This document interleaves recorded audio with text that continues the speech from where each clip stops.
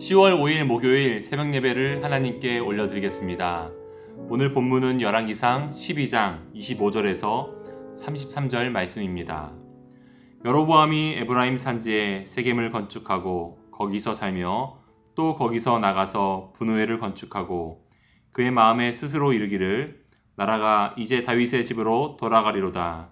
만일 이 백성이 예루살렘에 있는 여호와의 성전에 제사를 드리고자 하여 올라가면 이 백성의 마음이 유다 왕 된 그들의 주 르호보암에게로 돌아가서 나를 죽이고 유다의 왕 르호보암에게로 돌아가리로다 하고, 이에 계획하고 두 금송아지를 만들고 무리에게 말하기를 너희가 다시는 예루살렘에 올라갈 것이 없도다.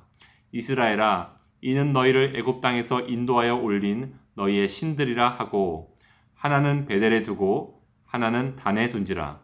이 일이 죄가 되었으니 이는 백성들이 단까지 가서 그 하나에게 경배함이더라.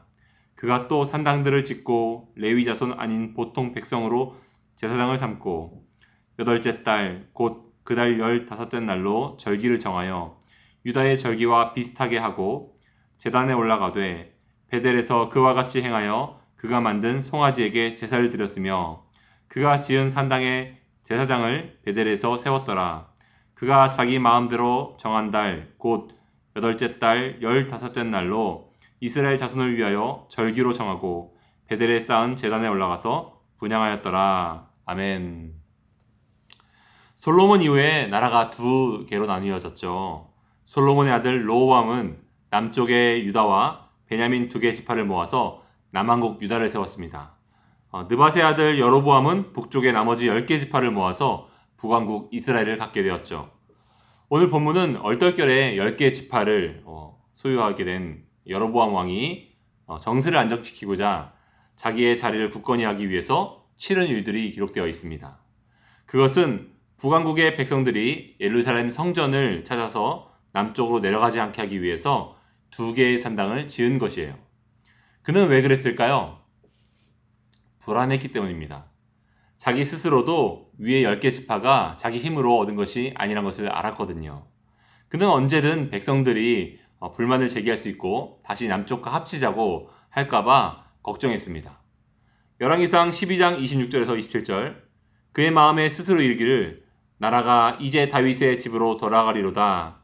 만일 이 백성이 예루살렘에 있는 여호와의 성전에 제사를 드리고자 하여 올라간다면 이 백성의 마음이 유다 왕 된 그들의 주 르호보암에게로 돌아가서 나를 죽이고 유다의 왕 르호보암에게로 돌아가리로다 하고, 그는 그 불안함 때문에 베델과 단에 두 개의 신전을 지었습니다. 28절에 보면요, 이에 계획하고, 그는 걱정했었던 거죠. 이에 계획하고 두 금송아지를 만들고 무리에게 말하기를 너희가 다시는 예루살렘에 올라갈 것이 없도다. 이스라엘아, 이는 너희를 애굽 땅에서 인도해낸 올린 너희의 신들이라 하고, 지금 두 개의 금송아지를 만들고 말하기를 이 두 개의 금송아지는 바로 너희를 애굽 땅에서 인도해낸 너희의 신들이야, 너희의 여호와야 라고 말한 것이죠. 그리고 그것을 하나는 베델에 두고 하나는 단에 두었습니다. 베델은요, 북왕국의 남쪽 국경에 있고요. 단이라고 하는 지역은 북왕국 북쪽 국경에 있습니다. 당시 이스라엘은 지금처럼 어느 교회나 가서 예배를 드릴 수 있는 그런 문화가 아니었고요. 그런 시대가 아니었죠. 하나님께서 예배를 받으시는 곳이 예루살렘 성전뿐이었습니다. 아무리 나라가 나뉘어졌다 하더라도 백성들이 예배할 곳은 예루살렘 성전뿐이었어요. 그래서 북왕국의 북쪽 경계와 남쪽 경계에 신전을 각각 짓게 한 것입니다. 백성들이 예배를 드리려고 국경을 넘어가다가 바로 그 신전을 보고 거기서 예배를 드리고 다시 되돌아올 수 있도록 하게 하기 위해서인 겁니다. 문제는 과연 그래도 되겠느냐라는 것입니다. 그것이 허용되느냐라는 거예요.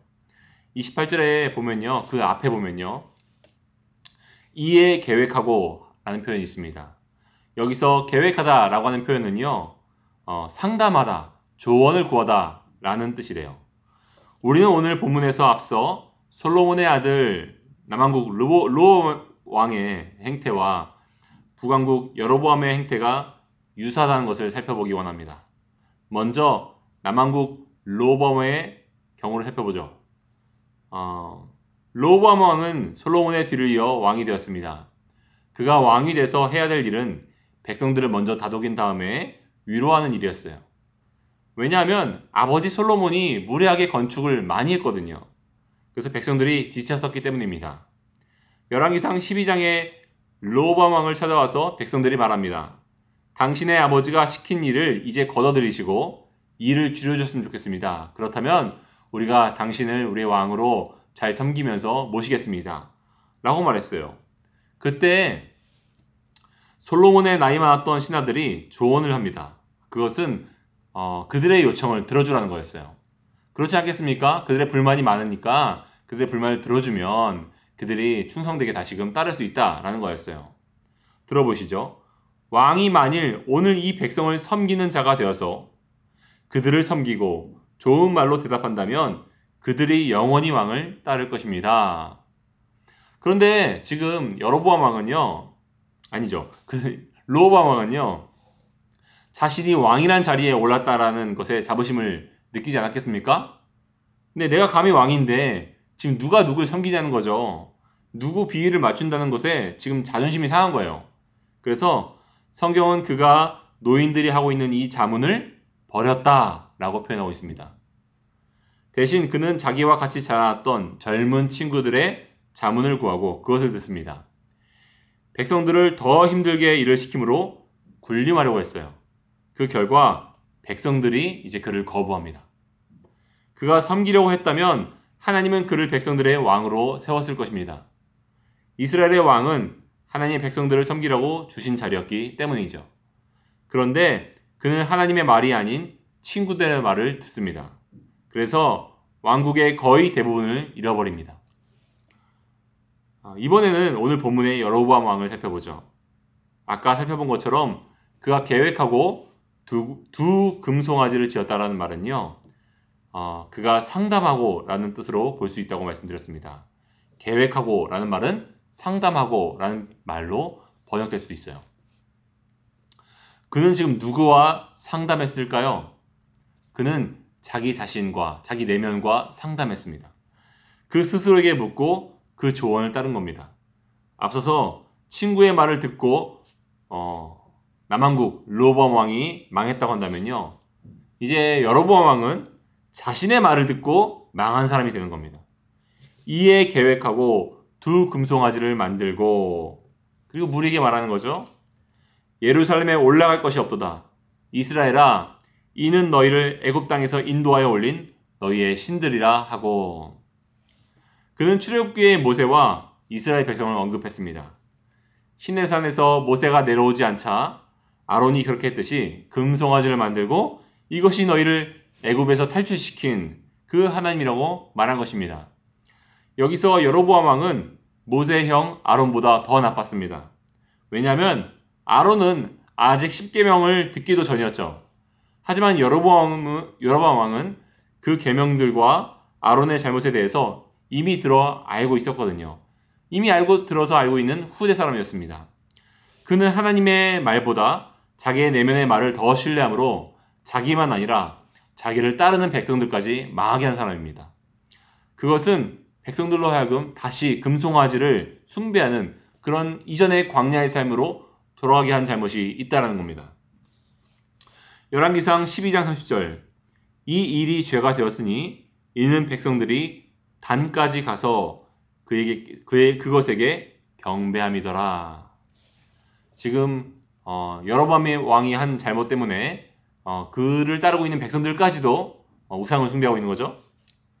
그가 엇나가기 시작하자 그는 수없이 종교적인 타협을 일삼습니다. 31절 그가 또 산당들을 짓고 레위 자손 아닌 보통 백성으로 제사장을 삼고 산당들도 지을 뿐만 아니라 수없이 한 번 죄를 짓고 나서 계속해서 죄를 짓는 것만 아니라 지금 수많은 백성들 중에서 원래 제사장은 누가 세운 거죠? 제사장은 레위인들로 세운 거잖아요. 그런데 지금 보통 백성으로 제사장을 삼고 지금 규칙이 다 사라지고 있는 거죠. 심지어 절기의 날짜도 바꾸는 거죠. 열왕기상 12장 32절 여덟째 달 곧 그 달 15째 날로 절기를 정하여 유다의 절기와 비슷하게 하고 제단에 올라가되 베델에서 그와 같이 행하여 그가 만든 송아지에게 제사를 드렸으며 그가 지은 산당에 제사장을 베델에서 세웠더라. 지금 어떻게 하는 거죠? 그러니까 오늘날로 말하면 신학교도 안 나온 사람을 막 목사님으로 세우고 주일을 안 지키고 뭐 월요일과 수요일을 뭐 화요일을 뭐 주일이라고 정하고 그날만 예배를 드리는 이상한 교회를 지금 세우고 있는 거죠. 열왕기상 12장이 로보암 왕의 특징을 친구의 말을 듣다가 망한 사람으로 표현하고 있다면 본문 속 33절은 여로보암의 특징을 한마디로 이렇게 정리합니다. 그가 자기 마음대로 정하고 자기 마음대로. 여러분 솔로몬의 잠언을 보면요. 그는 생전에 자기의 아들 로보암 왕에게 이렇게 경고했었습니다. 잠언서 1장 10절 그리고 8절 내 아들아 악한 자가 너를 꾀일지라도 따르지 말라. 내 아들아 네 아비의 훈계를 들으며 너의 어미의 법을 떠나지 말라. 무슨 말이죠? 하나님의 말씀을 지키라는 거예요. 사람의 말이 아니라 하나님의 말씀과 그분의 가르침을 따르라는 겁니다. 그런데 그가 그것을 어겼던 거죠. 르호보암 왕은요 사람들의 말을 들었고 여로보암 왕은요 자기 내면의 말을 들었습니다. 예레미야 선지자는요 사람의 말이라면 그것이 타인이든 자신이든 듣고 의지하는 것이 못된다고 말합니다. 예레미야 17장 5절 여호와께서 이와 같이 말씀하시니라 무릇 사람을 믿으며 육신으로 그의 힘을 삼고 마음이 여호와에게서 떠난 그 사람은 저주를 받을 것입니다. 왜 그럴까요? 만물보다 거짓되고 힘이 부패한 것이 사람의 마음이기 때문입니다. 결론을 맺겠습니다. 사람의 눈으로 볼 때는요. 르호보암 왕이 젊은 친구들의 말을 들었던 것이 더 합리적일 것입니다. 내면의 본능적인 판단을 따라서 북왕국에 대체된 신전을 세웠던 여로보암 왕이 지혜로운 것이겠죠. 그런데 그들의 수는요. 몇 수를 내다보지 못하고 있습니다.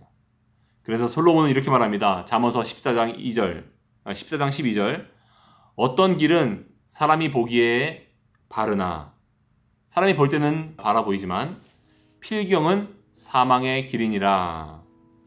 여러분 하나님의 길을 따름은 언제나 우리에게 오히려 세상의 길보다 미련해 보입니다. 하지만요 그 길이 지혜로운 길이에요. 우리의 미래가 더욱 불확실해질 것처럼 보이죠. 하나님의 길을 따르는 것은요. 하지만 그 길이 더 안전한 길입니다. 오늘도 사람의 말이 아닌 하나님의 말씀을 따라서 삶을 살아가는 저와 여러분이 되기를 축원합니다. 기도하시겠습니다. 하나님, 우리 인생에 작은 선택들이 많습니다. 그러나 우리 머릿속에 떠오르는 얕은 수를 따르지 않고 곁에 있는 사람들이 해주는 솔깃한 말을 따르지 않고 하나님의 말씀이 어떠한지 상고함으로 지혜롭고 더욱 안전한 길로 나아가는 저희들 되게 하여 주옵소서. 예수님의 이름으로 기도합니다. 아멘. 이 시간 우리 함께 기도하기 원합니다. 먼저는요. 어제까지 들었던 우리 내면의 소리 그리고 우리 이웃들의 좋은 충고와 좋은 조언들 그 지혜로운 소리가 아니라 우리 하나님의 말씀을 따라가는 우리 되기를 원합니다. 또한 두 번째로는 지혜로워 보이는 길이 아니라 참 지혜자이신 하나님을 신뢰하고 바로 그분의 길이 우리에게도 좋아 보이는 그런 눈이 열리게 해달라고 우리 이 시간 함께 기도했으면 좋겠습니다. 기도하시겠습니다.